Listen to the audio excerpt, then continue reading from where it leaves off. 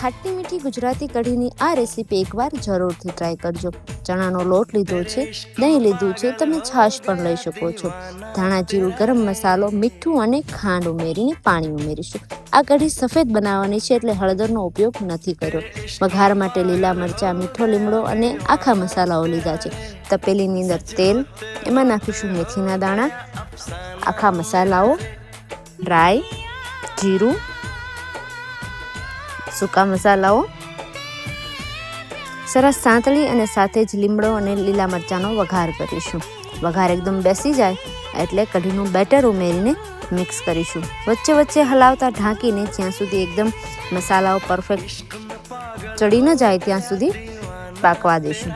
તો તૈયાર છે આપણી ખાટી મીઠી ગુજરાતી કઢી। ખીચડી સાથે સર્વ કરીશું। આવી જ નવી રેસીપી માટે મારી ચેનલને ફોલો કરતા જજો। Bye bye.